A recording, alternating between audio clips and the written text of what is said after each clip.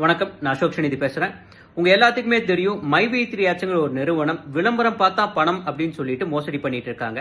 இது சம்பந்தமா நாங்க தான் முதல் புகார் கொடுத்திருந்தோம். காவல்துறையும் எங்க புகாரை ஏத்து அவங்க வழக்கு பதிவு செஞ்சிருக்காங்க. சிசிபி முதல்ல வழக்கு பதிவு செஞ்சு இப்ப அதை பொருளாதார குற்றப்பிரிவு விசாரிச்சுட்டு வராங்க.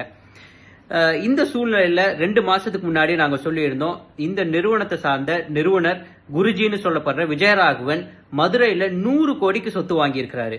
எவ்வளோ? 1 கோடி 2 கோடி இல்ல, 100 கோடிக்கு சொத்து வாங்கியிருக்காங்க அப்படின்ட்டு ஆவணங்கள் நாங்க ரிலீஸ் பண்ணியிருந்தோம். அந்த இடங்களோட ஈசி பட்டாவோட நாங்க ரிலீஸ் பண்ணியிருந்தோம்.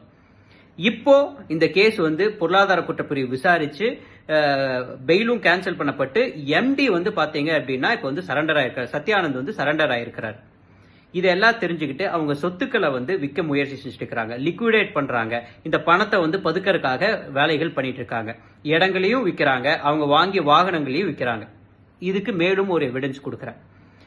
இவங்க 3 மாசத்துக்கு முன்னாடி ஃபார்ச்சுனர் கார் ஒன்னு 65 லட்சத்துக்கு வாங்குறாங்க. அந்த வண்டி நம்பர் TN66AS3399. 10,000 கிலோமீட்டர் கூட ஓடாத அந்த வண்டியை இன்னைக்கு விற்கிறதுக்கு வித்து அதை காசு பண்றதுக்கான முயற்சிகள்ல இறங்கி இருக்கிறாங்க. அந்த வண்டி இப்ப எந்த இடத்துல நிக்குது அப்படிங்கிறது வீடியோவோட நாங்க உங்களுக்கு காமிக்கிறோம். இதுக்கு இப்ப என்ன கேக்குறாங்கன்னா, 2 மாசம் ஆன வண்டிக்கு 65 லட்சத்துல இருந்து குறைச்சு வெறும் 45 லட்சம் கேக்குறாங்க. 15 லட்சத்தை மைவி3 அக்கௌண்ட்ல கட்டிடணும், மீதி 30 லட்சத்தை கேஷா கொடுங்க அப்படின்னு சொல்லி விற்கிறதுக்கு முயற்சி செஞ்சுட்டு இருக்காங்க. இது சம்பந்தமா நாங்க காவல்துறையிலையும் புகார் கொடுத்திருக்கோம்.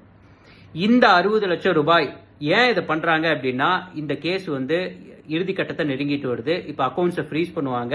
இவங்களோட சொத்துக்களை கண்டிப்பா உறுதியா அரசாங்கம் முடக்குவாங்க.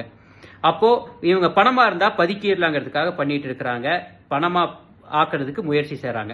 ஆனா இதெல்லாம் கரெக்டா நம்ம நடவடிக்கை எடுத்தோம்னா 60 லட்சத்தை மீட்டெடுக்க முடியும். இந்த 60 lakhs நம்ம 60 லட்சத்தை மீட்டெடுத்தோம்னா 60 பேர்த்துக்கு காசை ரிட்டர்ன் பண்ண முடியும், திருப்பி கொடுக்க முடியும். அதனாலதான் இந்த நல்ல நோக்கத்துல இந்த வீடியோ பதிவு செய்யறேன். கண்டிப்பா காவல்துறை நடவடிக்கை எடுக்கணும்னு கேட்டுக்கிறேன்.